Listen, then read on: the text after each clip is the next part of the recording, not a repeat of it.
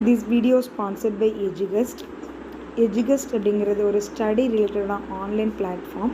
இதில் வந்து நம்ம skill based courses and digital marketing, stock market, coding இந்த மாதிரியான நிறைய விஷயங்களை லேர்ன் பண்ணிக்கலாம். இதில் வந்து 2 லாங்குவேஜ் நம்மளுக்கு தந்திருக்காங்க, தமிழ் அண்ட் இங்கிலீஷ். நீங்கள் எது நம்மளுக்கு தேவையோ எதுனாலும் நம்ம லேர்ன் பண்ணிக்கலாம். இதை பற்றின டீட்டெயில்ஸ் எதுவும் நீங்கள் தெரிஞ்சுக்கணும் அப்படின்னா டிஸ்கிரிப்ஷனில் லிங்க் கொடுத்துருக்கேன், செக் பண்ணிக்கோங்க. The struggle to find courses that truly speak your language, it's finally over. Welcome to EduQuest, where learning is made just for you. At EduQuest, we bring you a wide range of online courses, from career building programs to skill boosting masterclasses, all in your regional language. Because we believe language should never be a barrier to success. Our courses are tailor-made after understanding what today's learners really need. So why wait? Start learning the smarter, simpler way only with EduQuest. Visit eduquest.courses and explore your next course today.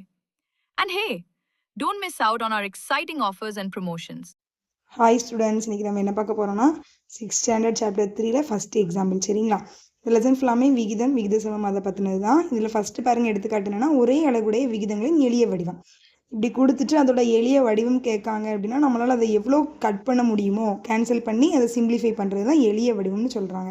பாருங்கள், முதல் கணக்கு 20:5 என்ற விகிதத்தை எளிய வடிவில் காண்க. 20:5 இருக்குது. இதை நம்ம எப்படி எழுதலாம் அப்படின்னா 20/5 எழுதலாம். இந்த எளிய வடிவத்தை நம்ம பின்னமாகவும் எழுதிக்கலாம். சரிங்களா? இப்படி இஸ்ட்டுன்னு இருக்கிறது நம்மளால் பின்னமும் எழுத முடியும், அதான் பின்னத்தில் எழுதியிருக்கோம். இப்போ இதை நம்ம எந்த வாய்ப்பாட்டில் அடி கொடுக்கலாம்? 1 5 வாய்ப்பாட்டில் அடி கொடுக்கலாம். அப்போ 1 5 5 4 5 20. அப்போ மேலே எழுதிருக்கு 4/1. இதை எப்படி எழுதிக்கலாம்?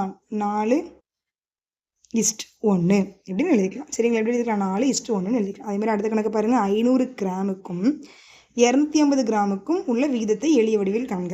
இப்போ அதை எப்படி எழுதிக்கலாம்? பாருங்கள், 500 கிராமுக்கும் 250 கிராமுக்கும் உள்ள விகிதத்தை காண்கன்னு கேட்டிருக்காங்க. இப்போ என்ன எழுதிக்கலாம்? நான் சொன்ன மாதிரி இந்த எளிய இதை நம்ம லிஸ்ட்டில் இருக்கிறத நம்ம எப்படி எழுதிக்கலாம்? பின்னத்தில் எழுதலாமா? பின்னத்தில் எழுதிட்டோம். என்ன அடுத்தது என்ன அடி கொடுக்கலாமா? பாருங்கள், 0க்கு 0 அடி கொடுத்துக்கலாம். 1 25 25 2 25 50. அப்போ என்ன கிடச்சிருக்கு நம்மளுக்கு? 2/1. இதை எப்படி எழுதிக்கலாம்? 2 இஸ்ட். அப்போ இதோட எளிய வடிவம் என்ன? 500 250 எளிய வடிவம் 2:1. சரிங்களா? பாருங்கள், அடுத்து மாதவியும் அன்பும் 2 மேசைகளை முறையே ரூபாய் 750 மற்றும் 900க்கு வாங்கினர். அன்பும் மாதவியும் வாங்கிய மேசைகளின் விலைகளின் விகிதத்தை எளிய வடிவில் காண்க. அப்போ ஒருத்தங்க எவ்வளோத்துக்கு வாங்கியிருக்காங்க நம்மளுக்கு? இப்போ மாதவி அன்பு 2 மேசைகள் முறை 750 மற்றும் 900. 750க்கும் 900க்கு வாங்கியிருக்காங்க. இப்படி எழுதிக்கலாம். பாருங்கள், ஒருத்தங்க 900க்கு வாங்கியிருக்காங்க, இன்னொருத்தங்க 750க்கு வாங்கியிருக்காங்க. இதை நான் உங்கள்கிட்ட என்ன சொன்னேன்? நம்ம இதை எப்படி எழுதிக்கலாம்? பின்னத்திலே எழுதிக்கலாம். அப்போ 900/750. இப்போ இதை நம்ம அடி கொடுக்கலாமா? பாருங்கள், 0க்கு 0 அடி போயிடும். மற்ற இந்த 2 ஒரே வாய்ப்பாடுனா 5ஆம் வாய்ப்பாட்டில் அடி கொடுக்கலாமா? கொடுக்கலாம்.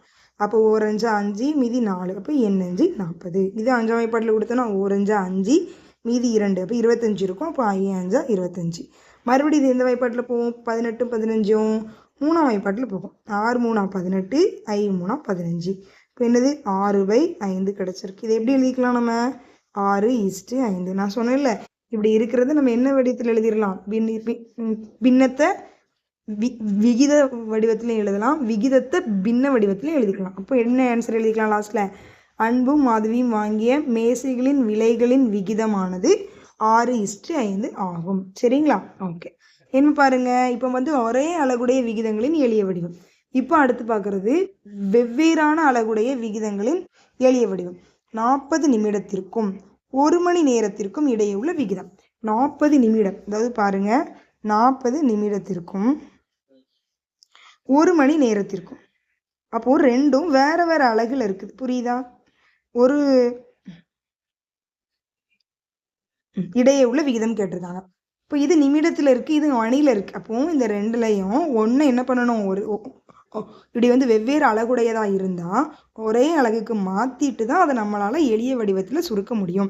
ஃபார் எக்ஸாம்பிளுக்கு சிலது கிராம்லையும் கிலோகிராம்லையும் கொடுத்துருப்பாங்க, மீட்டர்லையும் சென்டிமீட்டரில் இருக்கும். அப்போ மீட்டர்லையும் சென்டிமீட்டரில் இருக்குதா ஒரே அளவாக சென்டிமீட்டரில் மாற்றிட்டு அதை வந்து எளிய வடிவமாக்கணும். கிராம்லையும் கிலோகிராம்லையும் இருக்கிறதையும் ஒரே மாதிரி அதோட அலகுக்கு மாற்றிட்டு தான் நம்ம என்ன பண்ண முடியும்? நம்மளால் எளிய வடிவமாக ஆக்க முடியும். இப்போ பாருங்கள், 40 நிமிடத்தை அப்படியே தான் வைக்க முடியும். ஆனால் அந்த 1 மணி நேரத்தை நம்ம என்ன சொல்லலாம்? 1 மணி நேரம் ஈக்குவல் டு எத்தனை நிமிடம்? 1 மணி நேரம் = 60 நிமிடம். அப்போ 1 மணி நேரத்திற்கு பதிலாக என்ன போட்டுடலாம்? 60 போட்டுடலாம். உங்களோட அடுத்த ஸ்டெப் என்ன சொல்லியிருக்கேன்? இதை நம்ம விகிதமாக இருக்கதை பின்னமாக எழுதலாம். அடுத்து இதை அடி கொடுக்கலாமா? ஓகே. 2 2 4 3 2 6. இதுக்கு மேலே இதை சின்னதாக்க முடியுமா? முடியவே முடியாது. இதுக்கு மேலே இதை எளிய வடிவமாக ஆக்க முடியாதுங்கிற பட்சத்தில் நம்ம அதை அப்படியே எழுதிடலாம். இதோட விடை என்ன? 2:3 தான் இதோட விடை. ஓகே ஸ்டூடெண்ட்ஸ், அடுத்த வீடியோவில் அடுத்த எக்ஸாம்பிள்ஸ் பார்க்கலாம்.